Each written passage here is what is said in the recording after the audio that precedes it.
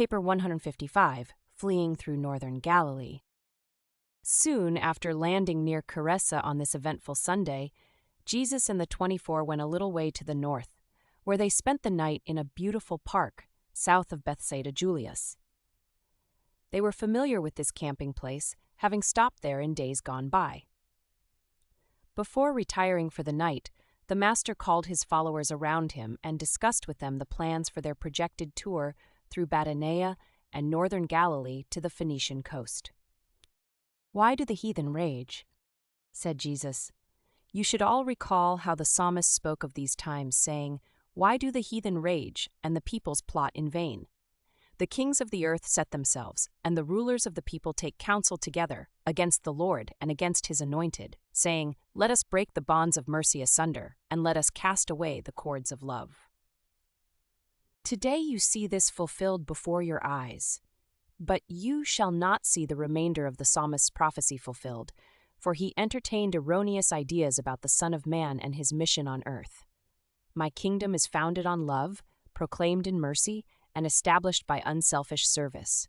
My Father does not sit in heaven laughing in derision at the heathen. He is not wrathful in his great displeasure. True is the promise that the Son shall have these so-called heathen, in reality his ignorant and untaught brethren, for an inheritance. And I will receive these Gentiles with open arms of mercy and affection. All this loving kindness shall be shown the so-called heathen, notwithstanding the unfortunate declaration of the record, which intimates that the triumphant Son shall break them with a rod of iron and dash them to pieces like a potter's vessel. The psalmist exhorted you to serve the Lord with fear. I bid you enter into the exalted privileges of divine sonship by faith. He commands you to rejoice with trembling. I bid you rejoice with assurance. He says, Kiss the Son, lest he be angry, and you perish when his wrath is kindled. But you who have lived with me well know that anger and wrath are not a part of the establishment of the kingdom of heaven in the hearts of men. But the psalmist did glimpse the true light when, in finishing this exhortation, he said, Blessed are they who put their trust in this Son. Jesus continued to teach the 24, saying, The heathen are not without excuse when they rage at us. Because their outlook is small and narrow, they are able to concentrate their energies enthusiastically. Their goal is near and more or less visible. Wherefore do they strive with valiant and effective execution. You who have professed entrance into the kingdom of heaven are altogether too vacillating and indefinite in your teaching conduct. The heathen strike directly for their objectives. You are guilty of too much chronic yearning. If you desire to enter the kingdom, why do you not take it by spiritual assault, even as the heathen take a city they lay siege to? You are hardly worthy of the kingdom when your service consists so largely in an attitude of regretting the past, whining over the present, and vainly hoping for the future. Why do the heathen rage? Because they know not the truth. Why do you languish in futile yearning? Because you obey not the truth. Cease your useless yearning, and go forth bravely doing that which concerns the establishment of the kingdom. In all that you do, become not one-sided and over-specialized. The Pharisees who seek our destruction verily think they are doing God's service. They have become so narrowed by tradition that they are blinded by prejudice and hardened by fear. Consider the Greeks, who have a science without religion, while the Jews have a religion without science. And when men become thus misled into accepting a narrow and confused disintegration of truth, their only hope of salvation is to become truth-coordinated, converted. Let me emphatically state this eternal truth. If you, by truth coordination, learn to exemplify in your lives this beautiful wholeness of righteousness, your fellow men will then seek after you, that they may gain what you have so acquired. The measure wherewith truth seekers are drawn to you represents the measure of your truth endowment, your righteousness. The extent to which you have to go with your message to the people is, in a way, the measure of your failure to live the whole or righteous life, the truth-coordinated life. And many other things the Master taught his apostles and the evangelists before they bade him good night and sought rest upon their pillows. The Evangelists in Chorazin. On Monday morning, May 23, Jesus directed Peter to go over to Chorazin with the 12 evangelists, while he, with the 11, departed for Caesarea Philippi, going by way of the Jordan to the Damascus-Capernaum road, thence northeast to the junction with the road to Caesarea Philippi, and then on into that city, where they tarried and taught for 2 weeks. They arrived during the afternoon of Tuesday, May 24. Peter and the Evangelists sojourned in Chorazin for 2 weeks, preaching the gospel of the kingdom to a small but earnest company of believers. But they were not able to win many new converts. No city of all Galilee yielded so few souls for the kingdom as Chorazin. In accordance with Peter's instructions, the 12 evangelists had less to say about healing, things physical, while they preached and taught with increased vigor the spiritual truths of the heavenly kingdom. These 2 weeks at Chorazin constituted a veritable baptism of adversity for the 12 evangelists, in that it was the most difficult and unproductive period in their careers up to this time. Being thus deprived of the satisfaction of winning souls for the kingdom, each of them, the more earnestly and honestly, took stock of his own soul and its progress in the spiritual paths of the new life. When it appeared that no more people were minded to seek entrance into the kingdom, Peter, on Tuesday, June 7, called his associates together and departed for Caesarea Philippi to join Jesus and the apostles. They arrived about noontime on Wednesday and spent the entire evening in rehearsing their experiences among the unbelievers of Chorazin. During the discussions of this evening, Jesus made further reference to the parable of the sower and taught them much about the meaning of the apparent failure of life undertakings. At Caesarea Philippi, although Jesus did no public work during this 2 weeks' sojourn near Caesarea Philippi, the apostles held numerous quiet evening meetings in the city, and many of the believers came out to the camp to talk with the Master. Very few were added to the group of believers as a result of this visit. Jesus talked with the apostles each day, and they more clearly discerned that a new phase of the work of preaching the kingdom of heaven was now beginning. They were commencing to comprehend that the kingdom of heaven is not meat and drink, but the realization of the spiritual joy of the acceptance of divine sonship. The sojourn at Caesarea Philippi was a real test to the 11 apostles. It was a difficult 2 weeks for them to live through. They were well-nigh depressed, and they missed the periodic stimulation of Peter's enthusiastic personality. In these times, it was truly a great and testing adventure to believe in Jesus and go forth to follow after him. Though they made few converts during these 2 weeks, they did learn much that was highly profitable from their daily conferences with the Master. The apostles learned that the Jews were spiritually stagnant and dying because they had crystallized truth into a creed, that when truth becomes formulated as a boundary line of self-righteous exclusiveness, instead of serving as signposts of spiritual guidance and progress, such teachings lose their creative and life-giving power and ultimately become merely preservative and fossilizing. Increasingly, they learned from Jesus to look upon human personalities in terms of their possibilities in time and in eternity.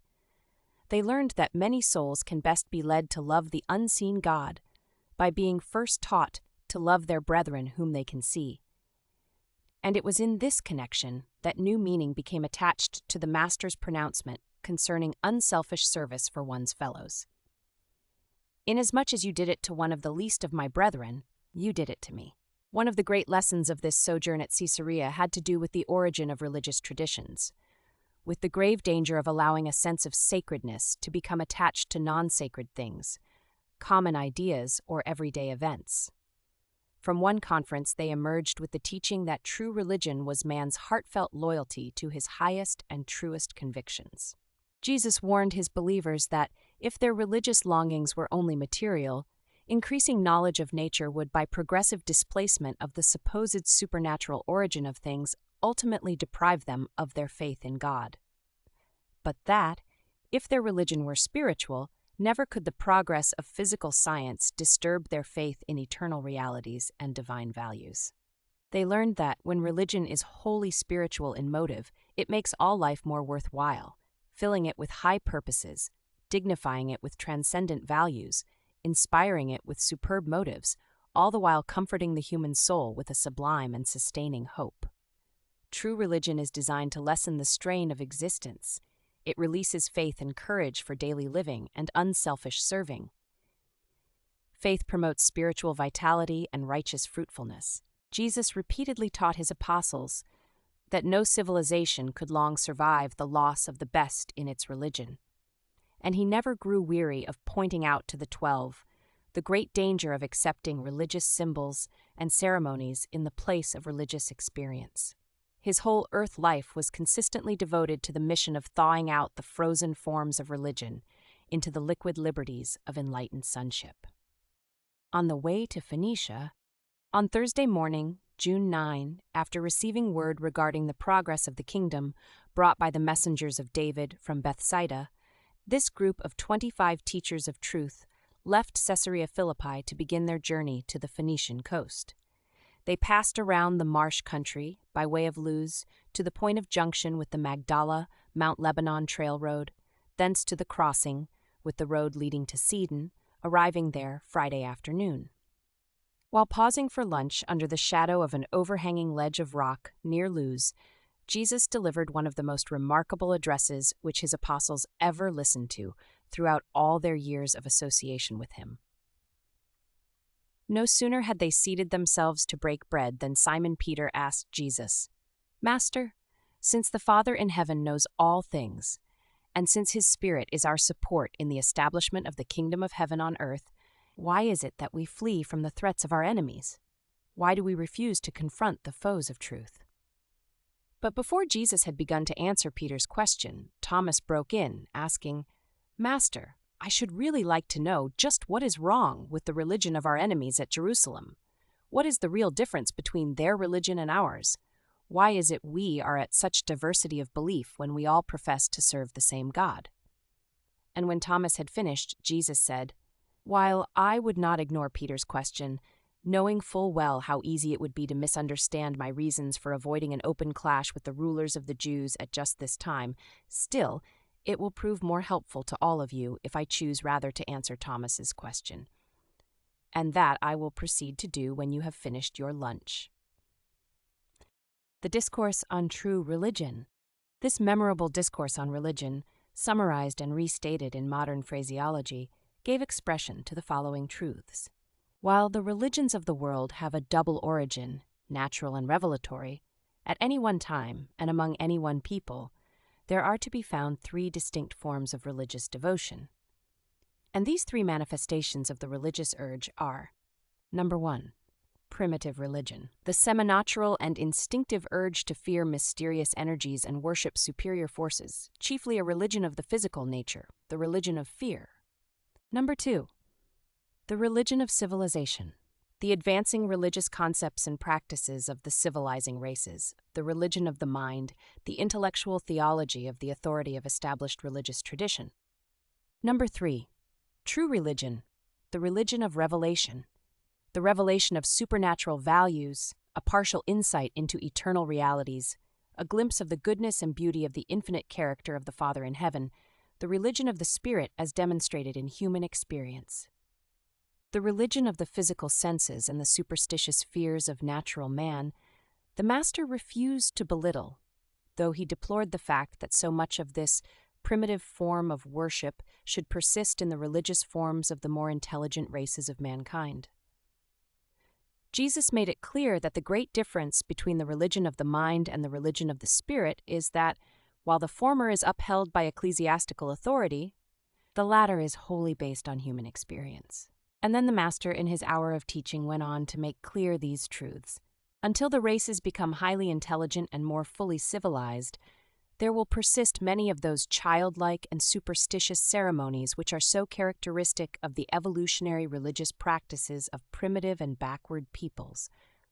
Until the human race progresses to the level of a higher and more general recognition of the realities of spiritual experience, large numbers of men and women will continue to show a personal preference for those religions of authority which require only intellectual assent, in contrast to the religion of the Spirit, which entails active participation of mind and soul in the faith adventure of grappling with the rigorous realities of progressive human experience.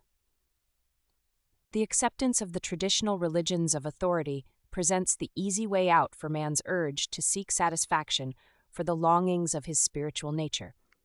The settled, crystallized, and established religions of authority afford a ready refuge to which the distracted and distraught soul of man may flee when harassed by fear and tormented by uncertainty.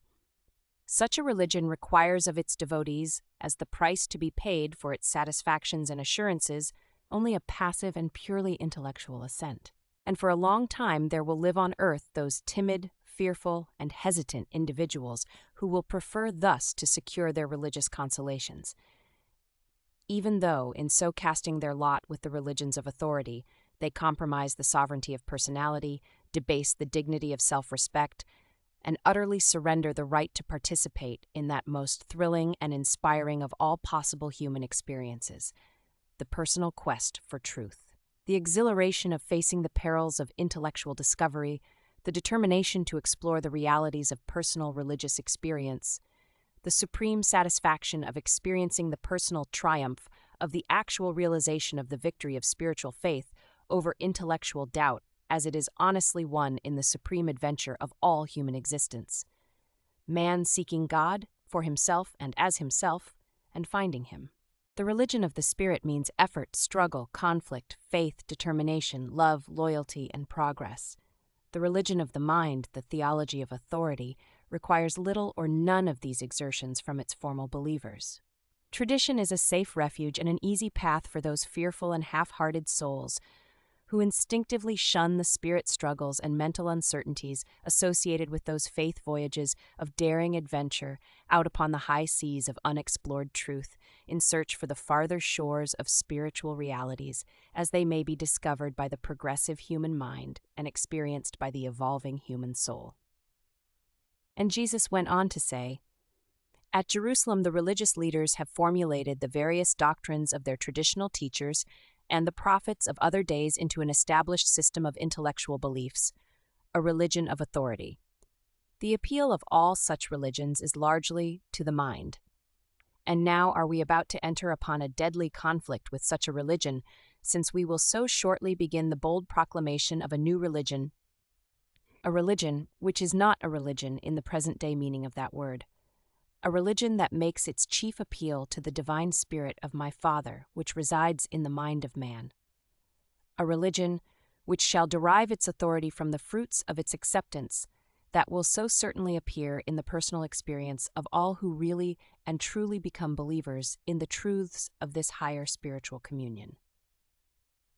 Pointing out each of the 24 and calling them by name, Jesus said, "And now, which one of you would prefer to take this easy path of conformity to an established and fossilized religion, as defended by the Pharisees at Jerusalem, rather than to suffer the difficulties and persecutions attendant upon the mission of proclaiming a better way of salvation to men, while you realize the satisfaction of discovering for yourselves the beauties of the realities of a living and personal experience in the eternal truths and supreme grandeurs of the kingdom of heaven? Are you fearful, soft, and ease-seeking? Are you afraid to trust your future in the hands of the God of truth, whose sons you are? Are you distrustful of the Father, whose children you are? Will you go back to the easy path of the certainty and intellectual settledness of the religion of traditional authority? Or will you gird yourselves to go forward with me into that uncertain and troublous future of proclaiming the new truths of the religion of the Spirit, the kingdom of heaven in the hearts of men?" All 24 of his hearers rose to their feet, intending to signify their united and loyal response to this, one of the few emotional appeals which Jesus ever made to them. But he raised his hand and stopped them, saying, "Go now apart by yourselves, each man alone with the Father, and there find the unemotional answer to my question, and having found such a true and sincere attitude of soul, speak that answer freely and boldly to my Father and your Father, whose infinite life of love is the very spirit of the religion we proclaim." The evangelists and apostles went apart by themselves for a short time. Their spirits were uplifted, their minds were inspired, and their emotions mightily stirred by what Jesus had said. But when Andrew called them together, the Master said only, "Let us resume our journey. We go into Phoenicia to tarry for a season." And all of you should pray the Father to transform your emotions of mind and body into the higher loyalties of mind and the more satisfying experiences of the Spirit. As they journeyed on down the road, the 24 were silent, but presently they began to talk one with another, and by 3 o'clock that afternoon they could not go farther. They came to a halt, and Peter, going up to Jesus, said, "Master, you have spoken to us the words of life and truth. We would hear more. We beseech you to speak to us further concerning these matters." The second discourse on religion. And so while they paused in the shade of the hillside, Jesus continued to teach them regarding the religion of the Spirit, in substance saying, "You have come out from among those of your fellows who choose to remain satisfied with a religion of mind, who crave security and prefer conformity. You have elected to exchange your feelings of authoritative certainty for the assurances of the spirit of adventurous and progressive faith.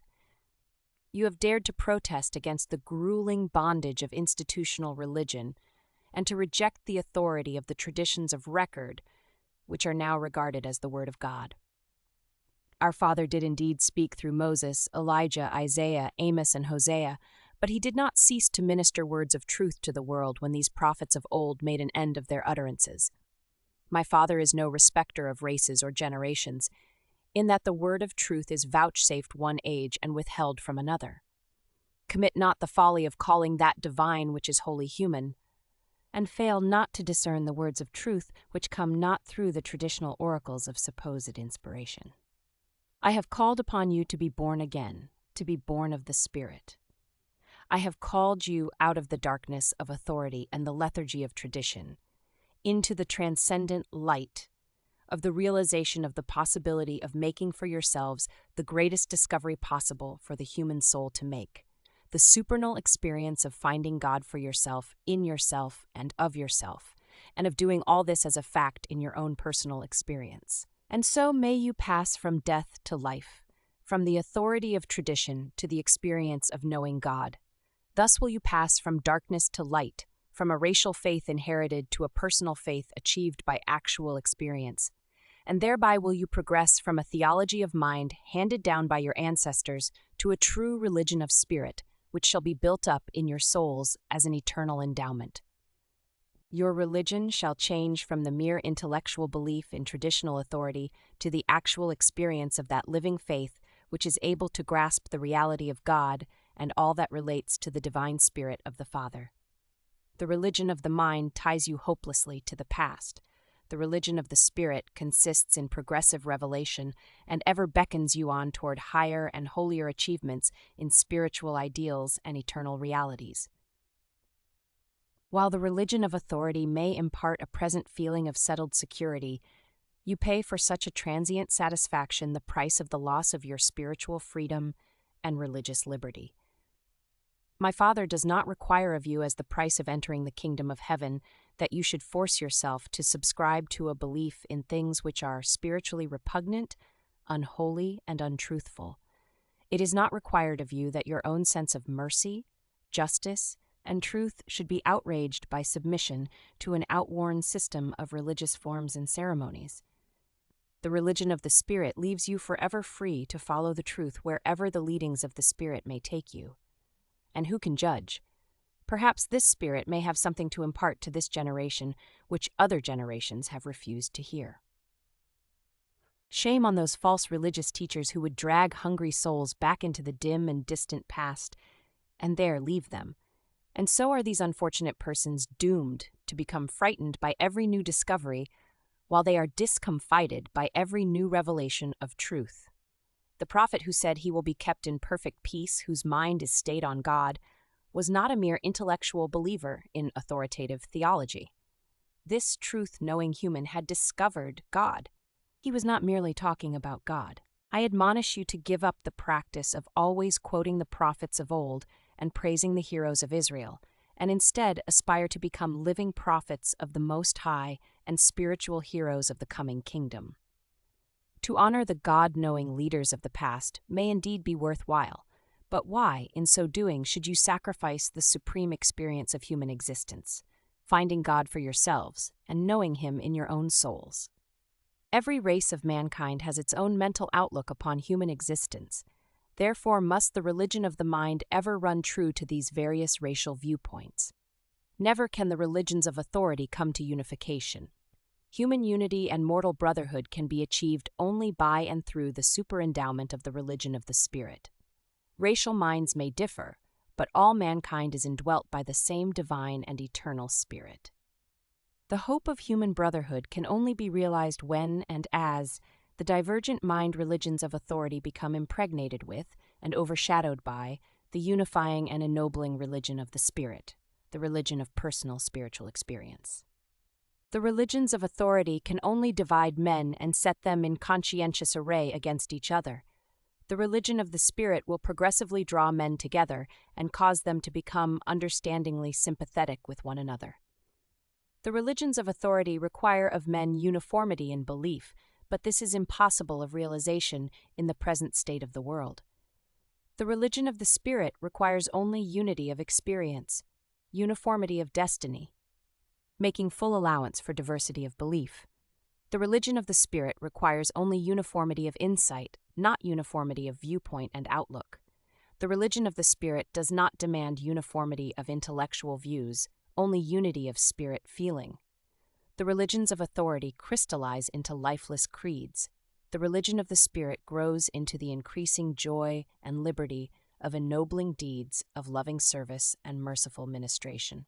But watch, lest any of you look with disdain upon the children of Abraham, because they have fallen on these evil days of traditional barrenness. Our forefathers gave themselves up to the persistent and passionate search for God, and they found him as no other whole race of men have ever known him since the times of Adam, who knew much of this as he was himself a son of God. My father has not failed to mark the long and untiring struggle of Israel, ever since the days of Moses, to find God and to know God. For weary generations the Jews have not ceased to toil, sweat, groan, travail, and endure the sufferings and experience the sorrows of a misunderstood and despised people, all in order that they might come a little nearer the discovery of the truth about God. And notwithstanding all the failures and falterings of Israel, our fathers progressively, from Moses to the times of Amos and Hosea, did reveal increasingly to the whole world an ever clearer and more truthful picture of the eternal God. And so was the way prepared for the still greater revelation of the Father, which you have been called to share. Never forget there is only one adventure which is more satisfying and thrilling than the attempt to discover the will of the living God, and that is the supreme experience of honestly trying to do that divine will. And fail not to remember that the will of God can be done in any earthly occupation. Some callings are not holy and others secular. All things are sacred in the lives of those who are Spirit-led, that is, subordinated to truth, ennobled by love, dominated by mercy, and restrained by fairness, justice. The Spirit which my Father and I shall send into the world is not only the Spirit of truth, but also the Spirit of idealistic beauty. You must cease to seek for the Word of God only on the pages of the olden records of theologic authority. Those who are born of the Spirit of God shall henceforth discern the Word of God regardless of whence it appears to take origin. Divine truth must not be discounted because the channel of its bestowal is apparently human. Many of your brethren have minds which accept the theory of God while they spiritually fail to realize the presence of God. And that is just the reason why I have so often taught you that the kingdom of heaven can best be realized by acquiring the spiritual attitude of a sincere child. It is not the mental immaturity of the child that I commend to you, but rather the spiritual simplicity of such an easy-believing and fully trusting little one. It is not so important that you should know about the fact of God as that you should increasingly grow in the ability to feel the presence of God. When you once begin to find God in your soul, presently you will begin to discover Him in other men's souls, and eventually in all the creatures and creations of a mighty universe. But what chance does the Father have to appear as a God of supreme loyalties and divine ideals in the souls of men who give little or no time to the thoughtful contemplation of such eternal realities? While the mind is not the seat of the spiritual nature, it is indeed the gateway thereto. But do not make the mistake of trying to prove to other men that you have found God. You cannot consciously produce such valid proof, albeit there are two positive and powerful demonstrations of the fact that you are God-knowing, and they are: number 1, the fruits of the Spirit of God showing forth in your daily routine life. Number 2, the fact that your entire life plan furnishes positive proof that you have unreservedly risked everything you are and have on the adventure of survival after death in the pursuit of the hope of finding the God of eternity, whose presence you have foretasted in time. Now mistake not, my Father will ever respond to the faintest flicker of faith. He takes note of the physical and superstitious emotions of the primitive man, and with those honest but fearful souls whose faith is so weak that it amounts to little more than an intellectual conformity to a passive attitude of assent to religions of authority, the Father is ever alert to honor and foster even all such feeble attempts to reach out for him. But you who have been called out of darkness into the light are expected to believe with a whole heart. Your faith shall dominate the combined attitudes of body, mind, and spirit. You are my apostles, and to you religion shall not become a theologic shelter to which you may flee in fear of facing the rugged realities of spiritual progress and idealistic adventure, but rather shall your religion become the fact of real experience which testifies that God has found you, idealized, ennobled, and spiritualized you, and that you have enlisted in the eternal adventure of finding the God who has thus found and sonshipped you. And when Jesus had finished speaking, he beckoned to Andrew and, pointing to the west toward Phoenicia, said, "Let us be on our way."